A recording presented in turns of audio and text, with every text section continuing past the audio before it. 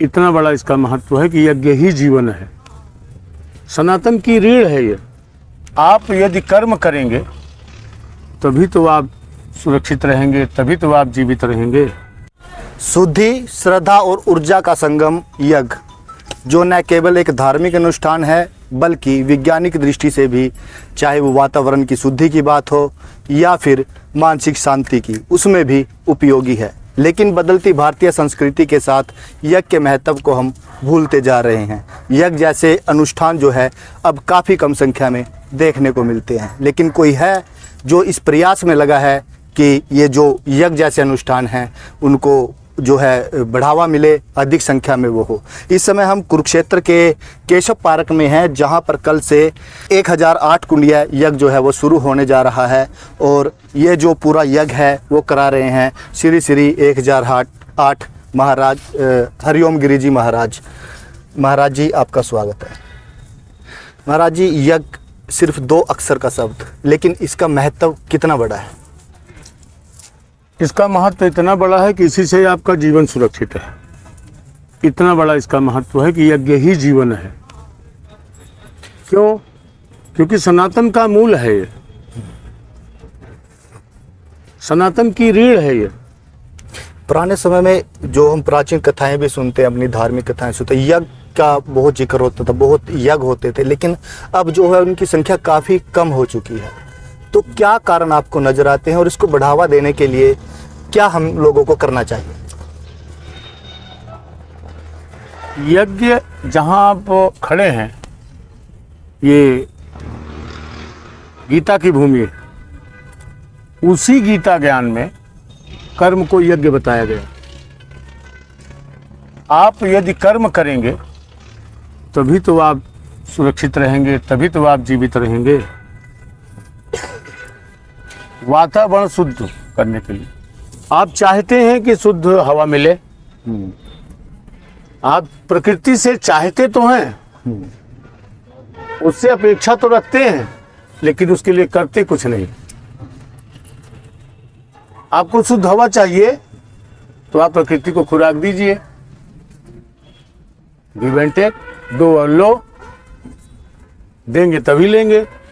उसको आप शुद्ध पवित्र नहीं बना रहे हैं, उसको सुगंधित नहीं बना रहे हैं। और चाहिए आपको सुगंधित हवा, चाहिए आपको शुद्ध हवा। कैसे रहेगी? 140-50 करोड़ का देश हो गया। एक मुहिम चलाए कि पेड़ लगाओ, पेड़ लगाओ, पेड़ लगाओ। 150 करोड़ आबादी हो गई देश की, क्षेत्रफल वही है। लोग अपने अपने खेतों में मकान बनाने लगे। 10 साल और रुक जाओ, उन खेतों में भी जगह नहीं मिलेगी पेड़ लगाने की। और पेड़ लगा देंगे, खाएंगे क्या? पेड़ लगा देंगे, खाएंगे क्या? और जब जगह होगी तब ना पेड़ लगाएंगे। क्या छत पे पेड़ लगाएंगे? कहाँ पेड़ लगाएंगे? इससे अच्छा सरल एवं सर्वोत्तम उपाय है कि आप यज्ञ करें, गाय का घी लें, अपने घर पर जो भी कुंड हो, लोहे का हो, मान लीजिए आपके पास कच्ची जमीन नहीं है, भूमि नहीं, आप ज़्यादा बड़े आकार का कुंड भी नहीं बना सकते, तो लोहे के कुंड रख लीजिए और गाय के उपले ले लीजिए, देसी घी ले लीजिए गाय का।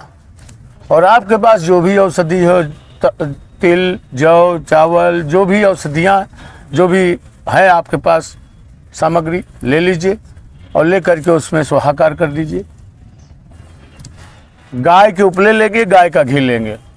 रोज हम बोलते रहते हैं गौ माता को राष्ट्रीय दर्जा दो, गौ माता को राष्ट्रीय दर्जा दो।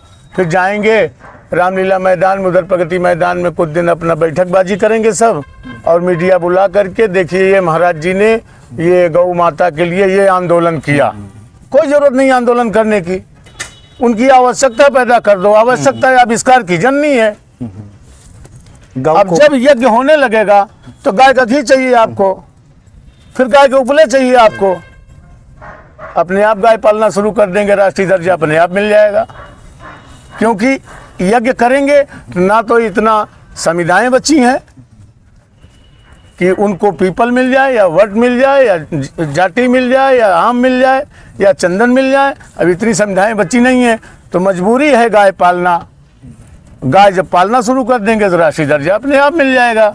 गाय को बचाने का भी एक माध्यम है यज्ञ। एक माध्यम नहीं, यही सर्वोत्तम माध्यम है। आवश्यकता आविष्कार की जननी है। जब उनकी आवश्यकता है तो अपने आप पालेंगे। दूध चाहिए तो पालो, घी चाहिए तो पालो, उपले चाहिए तो पालो।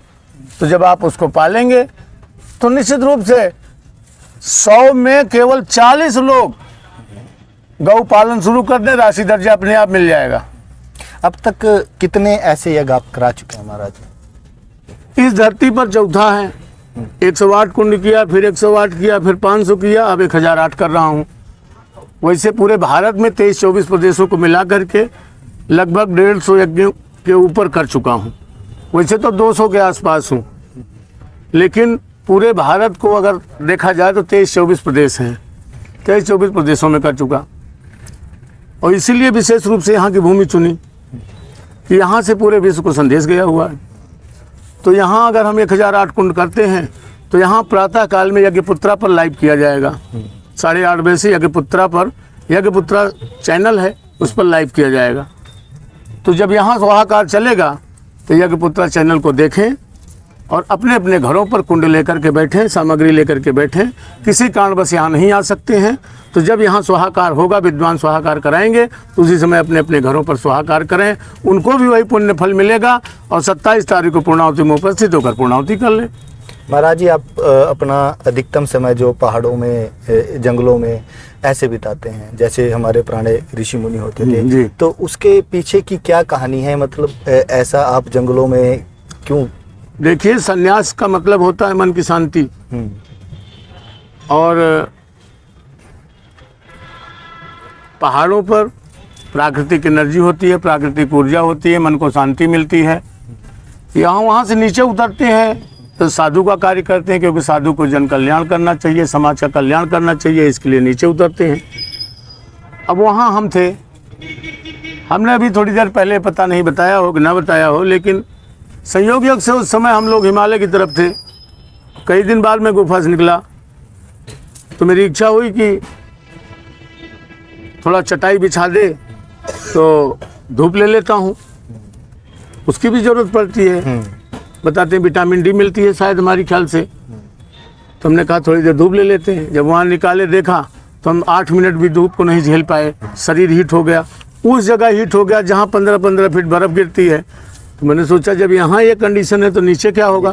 नीचे पता लगाया तो दिल्ली 51 पर पहुँच रही थी, और कम से कम 100-200 लोग भारत में गर्मी की वजह से मर गए। बीमारी का नाम भी नहीं बता पाई मीडिया, बोलना पड़ा गर्मी की वजह से ये मर गए।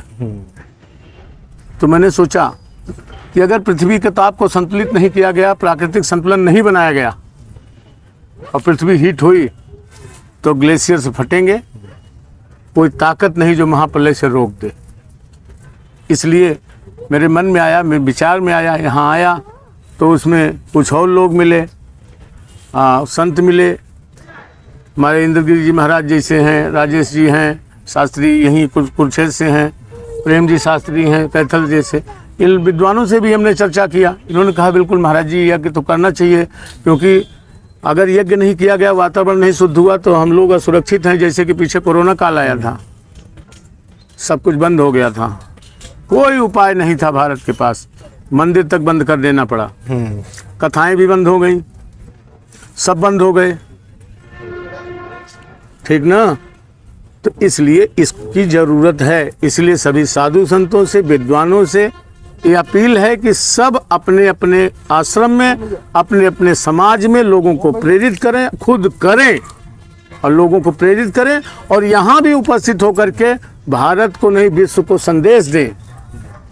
महाराज जी, कितनी उम्र रही होगी, क्या वो समय रहा होगा जब आपने ये सोचा कि हमें यज्ञ को बढ़ावा देने के जो प्रयास वो करने चाहिए? अब हम आपको उम्र बताएं तो पैदा होने के बाद पढ़ाई किया, LLB तक पढ़ाई किया। अब उसके बाद संन्यास जीवन आया। संन्यास जीवन आने के बाद मैंने सिर्फ ये देखा कि राम कथा करो तो, भागवत कथा करो तो कहीं न कहीं कोई न कोई टिप्पणी कर देता है। लेकिन यज्ञ कैसा कर्म है जिसको विज्ञान भी मानता है, साइंस अपना एक धर्म है, ना वो क्रिश्चियन है, ना वो हिंदू है, ना वो मुसलमान है। तो इसको विज्ञान भी मानता, अगर भगवान माने तो कर लें और विज्ञान माने तो कर लें। तो कुरुक्षेत्र में 1008 कुंडिया यज्ञ होने जा रहा है, तो क्या इसकी पूरी रूपरेखा रहेगी? इसकी पूरी रूपरेखा यही है जो आप देख रहे हैं, यज्ञशाला का निर्माण हो गया है और इसमें सौंदर्यीकरण का कार्य किया जा रहा है। और कल ब्रह्मसौर में स्नान होगा 5:30 बजे के आसपास। उसके बाद 10 बजे कलश यात्रा उठेगी। आपके यहाँ के काफ़ी जो पदासीन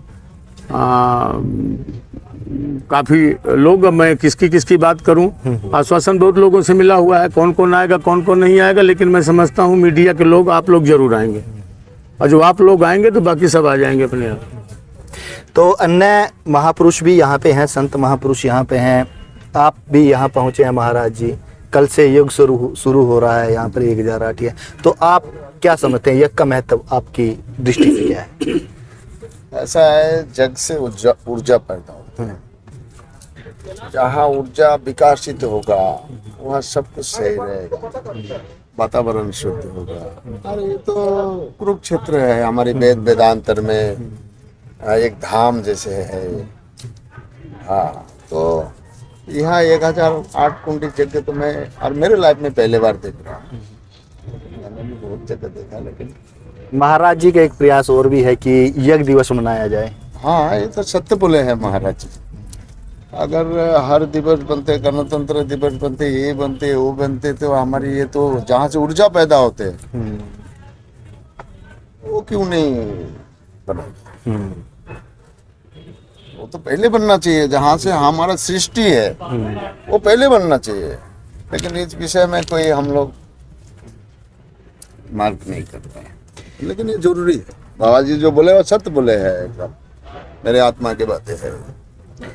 तो हमने बात की यज्ञ सम्राट श्री श्री 1008 हरिओम गिरी जी महाराज से, अन्य महापुरुषों से बात की और इन्होंने हमें यज्ञ के महत्व के बारे में बताया कि यज्ञ किस प्रकार से केवल एक धार्मिक अनुष्ठान नहीं है, बल्कि वैज्ञानिक दृष्टि से भी अपने बहुत फायदे हैं। कल से 1008 कुंडिया महायज्ञ कुरुक्षेत्र के केशव पार्क में शुरू हो रहा है और हम भी आपसे विनती करेंगे कि आप लोग भी अधिक से अधिक जो है संख्या में इस महाकुंभ यज्ञ महाकुंभ में पहुंचकर जो है अपनी जो है भूमिका निभाएं। कुरुक्षेत्र से कमल सैनी।